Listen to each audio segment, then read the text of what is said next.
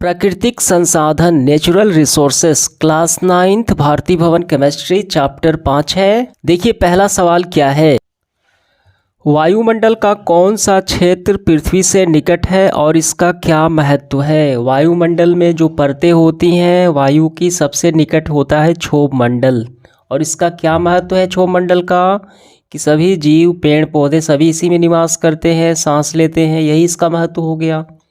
ठीक, देखिए इसका उत्तर हम लिखेंगे पृथ्वी तल से लगभग 10 से 12 किलोमीटर की ऊंचाई तक क्षोभ मंडल या इसको बोलते हैं ट्रोपोस्फियर।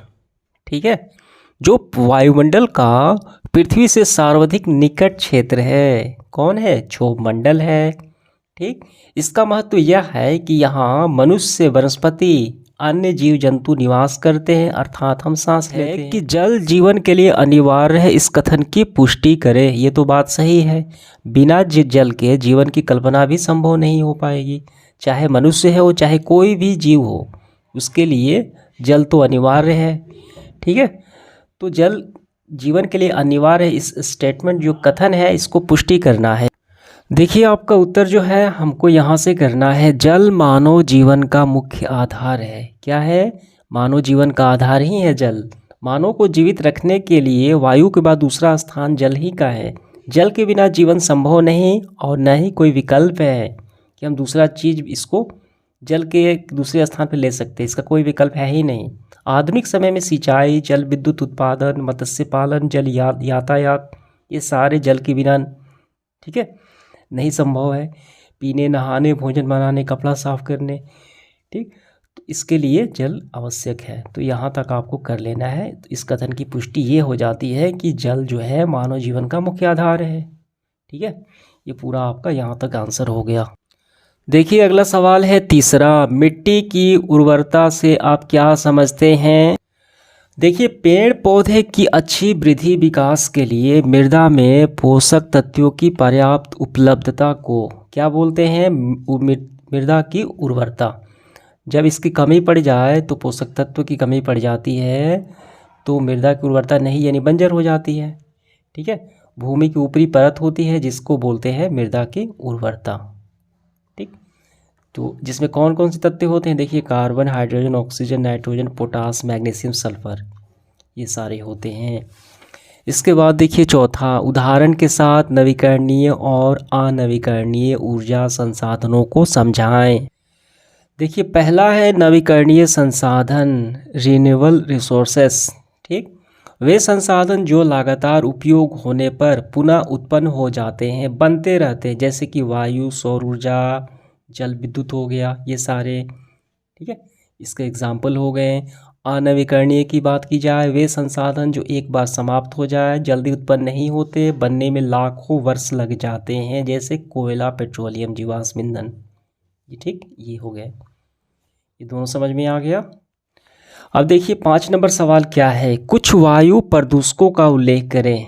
ऐसे तत्व जो वायु को प्रदूषित करते हैं, गंदा करते हैं, किस वजह से होता है वायु प्रदूषण। देखिए इसका उत्तर लिखेंगे, वायु प्रदूषक निम्नलिखित हैं। कल कारखानों से निकलने वाले धुएं, इससे तो होता है। वाहन से निकलने वाले धुएं, फसल अवशेष को जलाने से, पटाखे से धुएं, और भी आप लिख सकते हैं जिससे कि वायु गंदा होता है, वो हो जाएंगे वायु के प्रदूषक। ठीक है, इसका उत्तर हमारा यही हो गया। अगला सवाल है 6 नंबर, ओजोन स्तर हमारे लिए क्यों उपयोगी है। जो ओजोन की परत है समताप मंडल में पाई जाती है, ये क्यों जरूरी है मानव के लिए। इसका उत्तर लिखेंगे हम, ओजोन यानी O3, ऑक्सीजन के 3 परमाणु मिलकर बनता है ओजोन। ओजोन परत समताप मंडल में पाए जाने वाली एक परत है जो सूर्य से आने वाली हानिकारक पारावैंगनी विकिरण का अवशोषक कर लेती है, यानी अपने आप में सोख लेती है, जिससे कि धरातल पे नहीं आते। अगर धरातल पे जब आएंगे ये हानिकारक विकिरण तो त्वचा कैंसर, मोतियाबिंद, अनुवांशिक बीमारियां उत्पन्न करने का एक कारण बनती है। ठीक है, तो यही इसका महत्व हो गया कि इन बीमारियों से हमें बचाती है। ठीक है, तो ये हो गया ओजोन परत और इसकी महत्ता। आगे बढ़ते हुए देखिए 7 नंबर सवाल, जल प्रदूषकों की एक सूची बनाएं। वो सभी एक्टिविटीज़ जिसके कारण जल गंदा हो जाता है, किस वजह से गंदा होता है जल, वो हमें बताने हैं। देखिए इसका उत्तर लिखेंगे, जल प्रदूषक कई प्रकार के होते हैं, जैसे कि औद्योगिक अवशिष्ट जो कल कारखानों से गंदगी निकलती है नदियों में बहा दी जाती है, इससे भी होता है। घरेलू सीवेज, घर से कूड़े कचरे बहा दिए जाते हैं। कीटनाशक, उर्वरक, रसायन, बैक्टीरिया, शैवाल, रेडियो सक्रिय पदार्थ। इसके बाद देखिए 8 नंबर सवाल है, वायुमंडल में कार्बन मोनोऑक्साइड जो गैस होती है उसका क्या प्रभाव होता है, वो बताना है। देखिए यहाँ पे गौर कीजिए, वाहन से जो धुएं निकलते हैं उसमें मौजूद होता है कार्बन मोनोऑक्साइड गैस।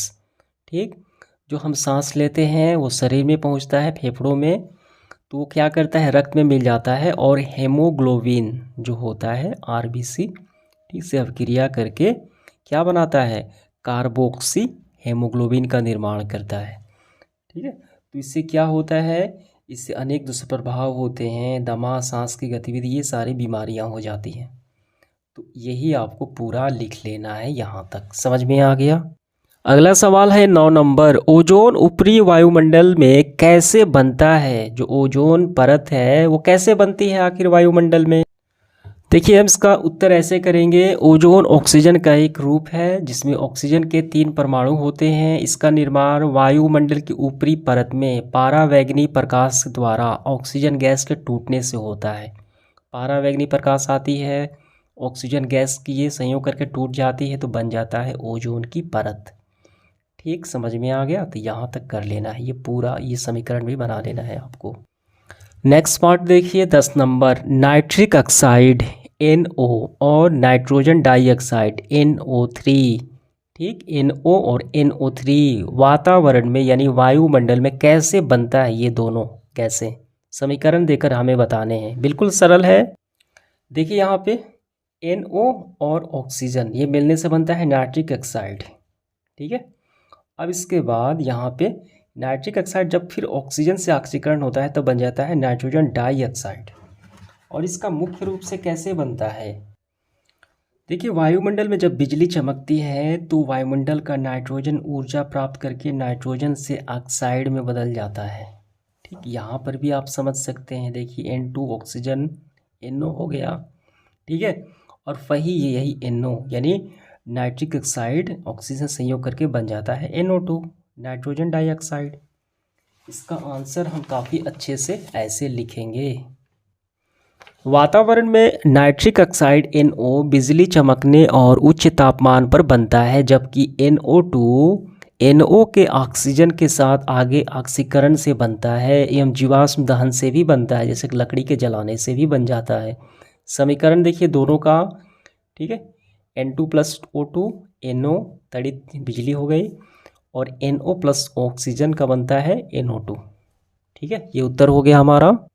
अगला सवाल देखिए 11, BOD का उल्लेख करें, क्या होता है BOD। देखिए जल में जब ऑक्सीजन की मात्रा कमी पड़ जाती है, शैवाल के बढ़ने से जो जल में जीव होते हैं, जलीय जीव, मछलियाँ, वो मर जाती हैं क्योंकि ऑक्सीजन नहीं मिल पाता, तो जल की ऐसी स्थिति को बोलते हैं BOD। ठीक है, इसका आंसर हम यहाँ से करेंगे, जल में नाइट्रोजन और फास्फोरस की मात्रा बढ़ने से शैवाल में वृद्धि होती है, जो सारे ऑक्सीजन को अवशोषित कर लेते हैं, उपयोग कर लेते हैं, तो ऑक्सीजन की मात्रा कम हो जाती है जल में। ठीक है, तो जल में जो जीवित प्राणी होते हैं वो मर जाते हैं, तो ऑक्सीजन की ऐसी आपूर्ति यानी कमी पड़ जाना ही बोलते हैं BOD। ये पूरा आपका यहाँ तक हो गया। देखिए 12 नंबर सवाल है, समीकरण देकर बताएं कि कैसे वायुमंडल में सल्फ्यूरिक अम्ल बनता है। तो सबसे पहले आपको ये लाइन तो लिखना पड़ेगा, क्या है, वायुमंडल में सल्फ्यूरिक अम्ल एवं नाइट्रिक अम्ल निम्नलिखित अभिक्रिया के फलस्वरूप बनते हैं।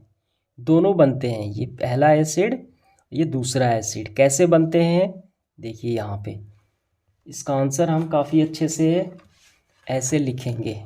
ठीक है, समीकरण भी देना है, वायुमंडल में सल्फ्यूरिक अम्ल H2SO4 मुख्य रूप से जीवाश्म ईंधन, लकड़ी, ठीक है, वो हो गया, कोयला, इसको जलाने से निकलने वाले जो गैस होती हैं सल्फर डाइऑक्साइड SO2 गैस से ऑक्सीकरण और जल से अभिक्रिया करके बनता है।